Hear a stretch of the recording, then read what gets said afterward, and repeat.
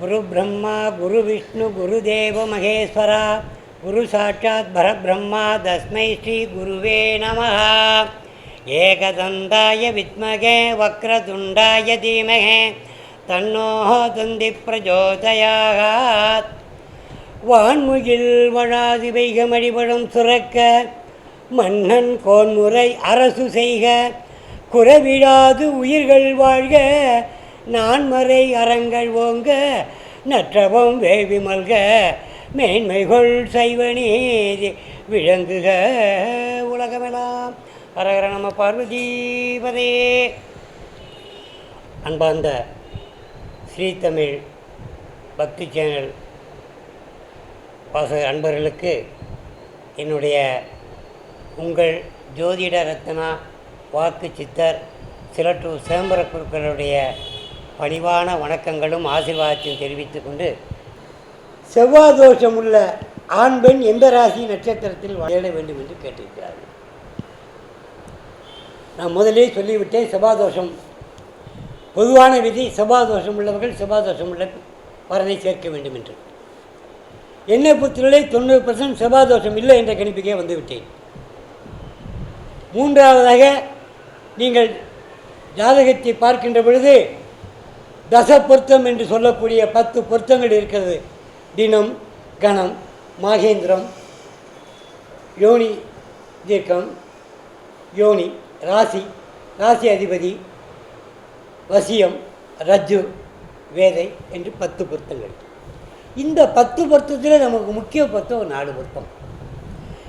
தினங்கணம் மாகேந்திரத்தில் ஒன்றும், மாகேந்திரம் ஸ்ரீதீர்க்கத்தில் ஒன்றும், ராசி ராசி அதிபதியில் ஒன்றும், மாகேந்திரம் ஸ்ரீதீர்க்கம் யோனி இதில் 3 ஏதாவது ஒன்றும். வசியம் என்பது 80% ஜாதகத்துக்கு இருக்காது. அடுத்து ரஜ்ஜு பார்க்கணும், வேதை பார்க்கணும். இந்த ரஜ்ஜு பொருத்தம் தான் முக்கியமான பொருத்தம். பாக்கி உங்களுக்கு 9 பொருத்தங்கள் இருந்து ரஜ்ஜு பொருத்தம் இல்லை என்று சொன்னால், எனது அனுபவத்திலே நடந்ததை சொல்லுகிறேன்.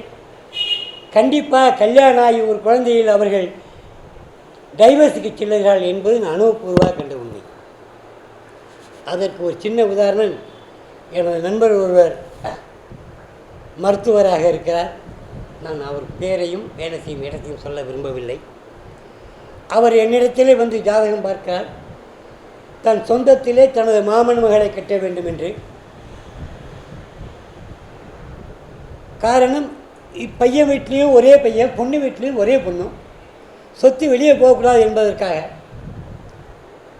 எல்லா ஜோசியும் பார்த்தாங்க, ரஜ்ஜு பொருத்தம் இல்லை, யோனி இல்லை, பாக்கி 8 பொருத்தம் இருக்குது, தாராளமாக கல்யாணம் பண்ணுறான் அப்படின்ட்டான். அப்போ என்கிட்ட கூட்டு வந்து கேட்குறாரு, சார் சுவாமி இந்த ஜாதகம் எனக்கு பொருத்தமாக இருக்குமான்னு கேட்குறாரு.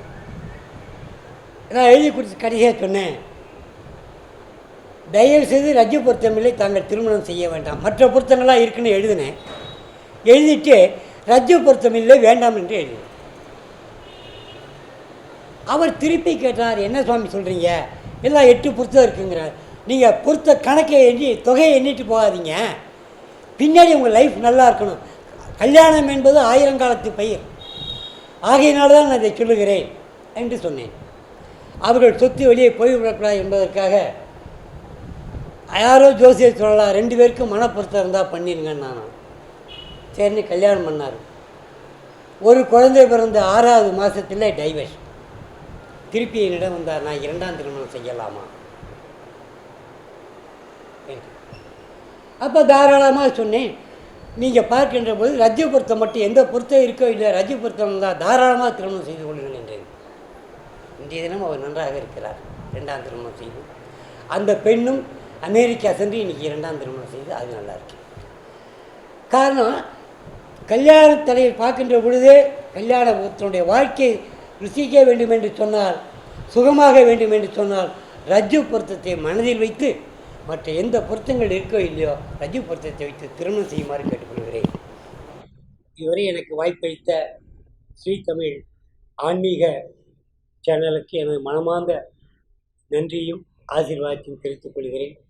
உங்கள் கோடான கோடி ரசிகர்களுக்கும் எனது வாழ்த்துக்களையும் ஆசீர்வாதத்தையும் தெரிவித்துக் கொள்கிறேன்.